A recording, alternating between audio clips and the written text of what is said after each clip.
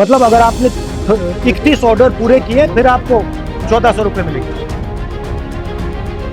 Does she have the same opportunity as you? Or no?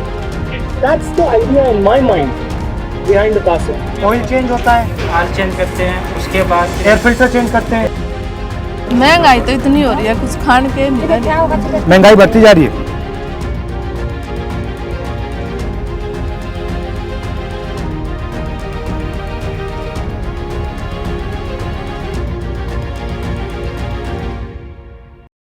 नमस्कार, the wire में आपका स्वागत है। मैं हूं आरफा खानम शेरवानी। डिस्क्वालिफाइड एमपी राहुल गांधी पहले हरियाणा गए किसानों से मिलने के लिए और फिर किसान आ गए दिल्ली उनसे मिलने के लिए। ये तस्वीरें अभी जो आपने देख रहे हैं अपनी स्क्रीन पर, ये महिला किसान है हरियाणा की, जिनसे राहुल गांधी ने एक हफ्ते पहले वादा कर दिया था कि उन्हें दिल्ली दिखाएंगे। जब उनसे पूछा कि कभी दिल्ली गई हो तो उन्होंने कहा नहीं गई हूँ। इससे पहले उन महिलाओं ने पूछा राहुल गांधी से कि आप हमारे बारे में तो इतना कुछ पूछ रहे हो, अपने बारे में भी तो कुछ बताओ। उन्होंने कहा मैं दिल्ली से आया हूँ, मैं दिल्ली में रहता हूँ। जब उनसे पूछा कि दिल्ली में अपने घर में बुलाओ तो उन्होंने कहा मेरे पास घर नहीं है, सरकारी घर मुझसे छीन लिया गया है। तो उन्होंने कहा गैर सरकारी घर में ही बुला लो।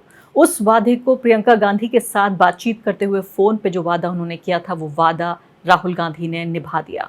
मैं जब इन तस्वीरों को देख रही थी तो पूरी तरीके से अभिभूत हो रही थी और सोच रही थी कि एक तरफ वो राजनीति है जो यूसीसी के नाम पर ध्रुवीकरण करना चाहती है, वो जो मुगलों को कब्र से निकालकर उनके नाम पर हिंदू मुसलमानों को बांटना चाहती है।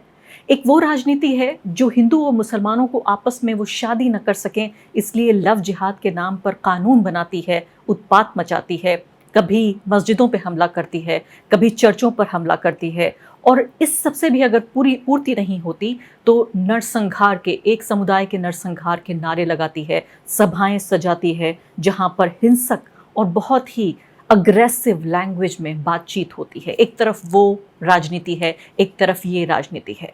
मैं साफ तौर पे ये कहना चाहती हूँ कि पिछले एक दशक में, खासकर पिछले 9 साल में, नरेंद्र मोदी आरएसएस की राजनीति ने भारत की छाती पर जो जख्म दिए हैं, जिस कदर भारत में एक व्यक्ति से दूसरे व्यक्ति को लड़ाया है, हिंदू से मुसलमान को लड़ाया है, हिंदू से ईसाई को लड़ाया है, हिंदुओं में आपस में जो लड़ाई की है अलग अलग जातियों के नाम पर, वो जो जख्म भारत की जो छाती है, जो उसके दामन पे जो दाग लगे हैं, एक ऐसा नेता आ गया है जो उन जख्मों पर मरहम लगा रहा है, उन दागों को धोने की कोशिश कर रहा है। राहुल गांधी ने, जब टीवी ने पूरे तरीके से उन्हें बॉयकॉट कर दिया, अखबारों ने सिर्फ और सिर्फ उनको पप्पू की इमेज उनकी बना दी, राहुल गांधी ने जब वो शुरू कर रहे थे भारत जोड़ो यात्रा, तब उन्होंने कहा था कि मेरी और लड़ाई और विपक्ष की जो लड़ाई है वो सिर्फ बीजेपी और आरएसएस से नहीं है, मीडिया से भी है। आज ये कहना चाहती हूँ मैं कि सितंबर के महीने से लेकर आप देखिए जुलाई का महीना हो रहा है, 10 महीने बाद राहुल गांधी ने बाकायदा अपना एक वैकल्पिक मीडिया खड़ा कर दिया है। उनके यूट्यूब चैनल पर ये जो वीडियो फुटेज है ये आप देख रहे हैं, वो अलग बात है कि अभी भी मुख्य धारा का जो पूरा मीडिया है उसने इसको पूरे तरीके से बॉयकॉट किया है और सीधे तौर पर हम नहीं देख पा रहे हैं। इक्का दुक्का कोई चैनल 10-20 सेकेंड अगर देख लिया जाए, अगर जगह मिल जाए तो अलग बात है। लेकिन ये जो तस्वीरें हैं, ये खुशनुमा तस्वीरें जो दिल बाग कर रही हैं, तस्वीरें राहुल गांधी की महिला किसानों के साथ, तस्वीरें प्रियंका गांधी की, सोनिया गांधी की। ये सोचिए कि वो लोग हैं जिनके बाप और जिनके दादी और उनके पिता, यानी 3 जनरेशन में तीनों लोग प्रधानमंत्री थे। ये वो व्यक्ति है जिसको राजकुमार कह के कहा गया कि जिसके चांदी का चम्मच लेके पैदा हुआ है, आज वो व्यक्ति एक आम व्यक्ति बनना चाहता है। तो ये खास व्यक्ति जिसको नरेंद्र मोदी शाही परिवार कहते हैं, एक वो खास व्यक्ति आम व्यक्ति बन रहा है, या मैं कहूँगी बन गया है। और वो आम व्यक्ति जो कहता था कि मैं चाय बेचने वाला हूँ, वो व्यक्ति इतना खास बन गया है।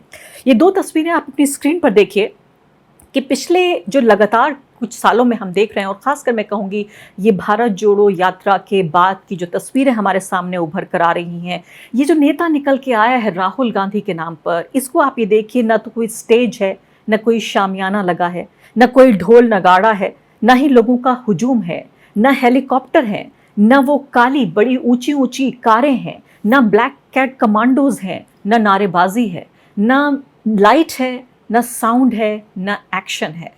सिर्फ एक नेता, या एक मैं कहूँगी हिंदुस्तानी, बाकी हिंदुस्तानियों से बातचीत कर रहा है।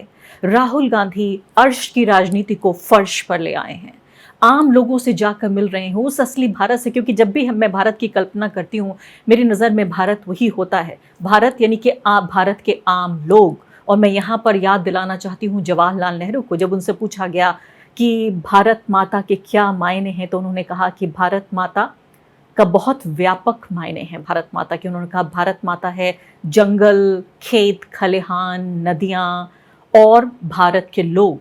लेकिन इसी भारत माता को भाजपा आरएसएस ने जिस कदर हिंसक बना दिया कि जब भी किसी मुसलमान पर हमला करना हुआ, ईसाई पर हमला करना हुआ, मस्जिदों पे हमला करना हुआ, चर्च पे हमला करना हुआ, किसी भी बेसहारा व्यक्ति पे हमला करना हुआ, इसको एक बड़े ही हिंसक और अग्रेसिव राष्ट्रवाद के नारे के तौर पे इसको इस्तेमाल करके पूरे तरीके से बदनाम कर दिया। और इसीलिए मैंने कई बार कहा कि जब मैं सुनती हूँ भारत माता की जय, तो मेरी नज़र में और मेरा जो पहला इंप्रेशन होता है वो यही होता है कि ये एक हिंसक और सांप्रदायिक नारा है। मुझे लगता है भारत माता को और भारत माता की जय को भी राहुल गांधी ने किस कदर और किस तरीके से रीक्लेम, एक अंग्रेजी में शब्द होता है रीक्लेम किया, दोबारा उसको अपना एक हक जमाने की कोशिश की है कि हम आपको भारत, भारत माता, भारत के लोग, भारत के खेत खलिहान, भारत की नदियाँ और भारत के जंगल, जल, इन तमाम को हम रिक्लेम करेंगे, दोबारा इस पर अपना हक जमाएंगे, आपको नहीं लेने देंगे। तो ये कैसा व्यक्ति है जो कि ना लाइट है ना साउंड है, और कैमरा तो है ज़रूर, ना लाइट है ना साउंड है, ना एक्शन है, ना कोई मैंने कहा ब्लैक कैट कमांडोज, कुछ भी नहीं है, पूरा काफिला नहीं है, आम लोगों से ये बातचीत कर रहा है। और सबसे बड़ी बात यह है कि व्यक्ति बोलता नहीं है, ये सुनता है। अभी आप ये देखिए, ये बयान राहुल गांधी का, ये बयान नहीं, मैं कहूँगी कि उसी बातचीत का एक अंश, जब राहुल गांधी ने एक किसान से पूछा कि आपके सपने क्या हैं। तो मेरा बाप सपना क्या था? सपना था उस दादी, टाइम जब आप पढ़ रहे थे। मैं तो ये मान रहा था आर्मी में पैदा होऊंगा, आगे बच्चे भी आर्मी ज्वाइन में करेंगे। जाएंगे। हाँ जी। मेरा बाप को बोले मास्टर सब कुछ बोले भाई अपने बच्चे को ले जा, क्यों पैसा खराब करे, हमारा दिमाग खराब पापा को बोल दिया? हाँ जी। पापा ने क्या बोला? नो रे भाई ठीक है, भोले आदमी थे जी। कोशिश की आर्मी में जाने की? पढ़ाई छुट्टी रह गया जी, आगे कौन जान दिया, बीच में छोड़ गया पढ़ाई, बीच में कैंसिल कर दिया छठी महीने जी। माँ बाप ने पंडित जी। बोल दिया भाई अपना ये काम कर, खेती बाड़ी वाला, मजदूरी का। और ये सरकार तो कुछ भी नहीं दे रही। आपको दिखता नहीं? मोतिया मोतिया हो गया? मोतिया हो गया जिसका, इस गरीबी में ना, और के हम दिखवा देते हैं, दिखवाएं? दिखवा दो जी, से तो पता नहीं। ठीक है जी, और दिखवा दे। लोग है किसान ने कहा कि वो फौज में जाना चाहता था लेकिन फौज में नहीं जा पाया। इस दौरान ये भी सुनने को मिला इसी वीडियो के दौरान, जब उन्होंने कहा कि आप देख नहीं सकती हैं, तो उसने कहा मुझे मोतियाबिंद है। राहुल गांधी ने मोतियाबिंद के लिए कहा कि क्या हम आपको दिखा दें, क्या हम आपका इलाज करा दें। और सुनने में ये आ रहा है कि राहुल गांधी इस महिला का इलाज भी करा रहे हैं। ठीक उसी तरीके से जब निर्भया के नाम पर तमाम तरह की राजनीति तो हमने देखी विपक्ष की, चाहे वो आम आदमी पार्टी हो, भाजपा हो, इन तमाम ने पॉलिटिक्स की निर्भया के नाम पर। लेकिन राहुल गांधी ने खुद, निर्भया के परिवार ने ये कहा, वो लड़की जिसका बलात्कार हुआ था दिल्ली में 1 दशक पहले, कि उसके भाई को पायलट बनाने में, एयरफोर्स में पायलट बनाने में बहुत मदद की राहुल गांधी ने। तो सीधे तौर पे ये 2 तस्वीरें आप ये देखिए, 2 खिड़कियों में, अगर आपको ये अंदाज़ा हो रहा हो कि 2 तरह की पॉलिटिक्स हो रही है इस वक्त भारत में। एक तरफ ये पॉलिटिक्स है जो राहुल गांधी कर रहे हैं कि कभी वो जाकर मिलते हैं, जो हॉस्टल का मेस होता है उसमें स्टूडेंट से जाके मिलते हैं, कभी वो ट्रांसपोर्ट की बस में चढ़ जाते हैं, आम लोगों से बातचीत करते हैं, कभी टेक्नीशियंस के साथ जाकर ये समझने की कोशिश करते हैं कि उनका जीवन कैसा गुजर रहा है, कभी किसानों के पास पहुंच जाते हैं, कभी ट्रैक्टर में चढ़ जाते हैं और लोगों से जानने की कोशिश करते हैं कि आखिर उनका जीवन कैसा है। दूसरी तरफ आप ये देखिए नरेंद्र मोदी के उनका काफिला और उनके काफिलों को फॉलो करते दर्जनों नहीं सैकड़ों कैमरे, सैकड़ों स्क्रीन्स पर चलती ये तस्वीरें, जिसमें नरेंद्र मोदी, पिछली बार मैंने देखा था कि एक बच्चे के साथ जब वो नजर आए थे तो कटीले तारों के पीछे नरेंद्र मोदी उन बच्चों से बातचीत कर रहे थे। कटीले तारों के पीछे उन बच्चों के चेहरे नजर आ रहे थे जब नरेंद्र मोदी उनसे बात कर रहे थे गुजरात चुनाव के दौरान। कुछ सेकंड की ये तस्वीरें देखी। और दूसरी तरफ हमने राहुल गांधी को देखा भारत जोड़ो यात्रा के दौरान, जब बच्ची उनके साथ चल रही थी, उसकी चप्पल टूट गई तो अपने हाथ से चप्पल उठाकर ये राहुल गांधी, ये व्यक्ति, ये वो राजकुमार, शाही परिवार का एक राजकुमार, ये उसकी चप्पल बांधने लगा। तो ये जो डिसक्वालिफाइड एमपी है, ये इस तरह की बातें कर रहा है कि पूरे तरीके से नरेंद्र मोदी की जो कृत्रिम तरीके से आर्टिफिशियली जो कंस्ट्रक्टेड और क्रिएटेड इमेज है, उनकी सीधे तौर पर हज़ारों करोड़ के पब्लिसिटी और प्रोपेगेंडा, आम आदमी के टैक्स पेयर के पैसे से टीवी मीडिया ने जो इनकी लार्जर देन लाइफ ये इमेज जो खड़ी की है, ये व्यक्ति सिंगल हैंडेडली ये उस पूरी इमेज को ध्वस्त कर रहा है। क्योंकि आप ये समझिए कि एक तरफ राहुल गांधी की जो इमेज बन रही है, दूसरी तरफ नरेंद्र मोदी की इमेज खराब हो रही है। दोनों एक दूसरे के लिए सीधे तौर पर पूरक हैं। एक तरफ अगर राहुल गांधी का कद बढ़ रहा है, दूसरी तरफ नरेंद्र मोदी का कद घट रहा है, और वो दिन दूर नहीं जबकि आम आदमी ये कहेगा कि हमें आम आदमी जैसा नेता चाहिए, वो नेता नहीं जिससे मिलने के लिए, जिसको मीडिया के लोग कहते हैं, ये देखिए आप चैनल्स पे कह रहे हैं कि दर्शन दिए। एक तरफ वो नेता है जो आजकल लोगों के, पत्रकारों के सवालों का जवाब नहीं देता, वो संविधान के और आम जनता के प्रति जवाबदेह नहीं है, आजकल वो दर्शन दिया करते हैं। तो एक तरफ भारत के प्रधानमंत्री जो दर्शन दिया करते हैं, दूसरी तरफ वो व्यक्ति जो सुबह सुबह चला जाता है खेतों में लोगों से मिलने के लिए। तो एक तरफ आप देख रहे हैं कि दो लोग हैं, तानाशाह और शाह, जो मिलकर इस देश को चला रहे हैं, और दूसरी तरफ आम आदमी से जुड़ा हुआ वो नेता जो आम आदमी से बात करना चाहता है, वो बोलना नहीं चाहता, वो सुनना चाहता है। मैं चाहती हूँ कि राहुल गांधी के पूरे जो, हालांकि इसको बदलाव नहीं कहेंगे उनके बर्ताव में, लेकिन जिस तरह से लग रहा था कि 150 दिनों गुजर जाने के बाद, उन दिनों के बाद राहुल गांधी ठहर जाएंगे भारत जोड़ो यात्रा के बाद, लेकिन ऐसा लगता है कि जब से उनका डिसक्वालिफिकेशन हुआ है, उनको अयोग्य ठहराया गया है, और जाहिर है जेल की जो सज़ा का डर है वो भी लटक रहा है, सीधे उसकी तलवार लटक रही है। अभी सुप्रीम कोर्ट में उनका ये मुकदमा चला गया है, सुप्रीम कोर्ट मूव कर गए हैं राहुल गांधी। लेकिन मैं चाहती हूँ कि ये उनका बयान आप सुने, और उसके बाद मेरा जो आकलन है अपना वो ये कि उनके डिस्क्वालिफिकेशन के बाद राहुल गांधी ज़्यादा हिम्मत के साथ, ज़्यादा हौसले के साथ, और अगर मैं कह सकूँ तो ज़्यादा अग्रेशन के साथ वो सामने आए हैं, ताकि उनका और उनके जो कार्यकर्ता हैं, जो पार्टी कार्डर है और जो नेता हैं, उनके हौसले पस्त ना हो। पहले सुन लेते हैं उनका बयान। सवाल पूछना मैं बंद नहीं करूंगा। मैं हिंदुस्तान के लोकतंत्र के लिए लड़ रहा हूं, और मैं हिंदुस्तान के लोकतंत्र के लिए लड़ता रहूंगा। किसी चीज से नहीं डरता हूं, ये सच्चाई है। चाहे मुझे सदस्यता मिले ना मिले, मैं अपना काम करूंगा। अगर ये मुझे परमानेंटली डिस्क्वालीफाई कर दें तो भी मैं अपना काम करूंगा, अगर मुझे रीइंस्टेट कर दें तो भी मैं अपना काम करूंगा। मुझे कोई फर्क नहीं पड़ता मैं पार्लियामेंट के अंदर हूं या बाहर हूं, कहां हूं। मैंने आपसे कहा मुझे अपनी तपस्या करनी है, मैं उसको करके दिखाऊंगा। Disqualify me for life, put me inside jail, I will keep going, I will not stop. एक किस्सा आपको सुनाती हूँ। जवाहरलाल नेहरू आज़ादी के बाद वो संसद परिसर में ही थे जब सुनने में आया कि एक महिला, एक बूढ़ी औरत वहाँ पहुंची और जवाहरलाल नेहरू का कॉलर पकड़ लिया और कहा कि ये बताओ नेहरू, देश को आज़ादी मिली, मुझ बूढ़ी को क्या मिला, मुझ बुढ़िया को क्या मिला। जवाहरलाल नेहरू ने ये कहा कि प्रधानमंत्री का कॉलर पकड़ने की आज़ादी।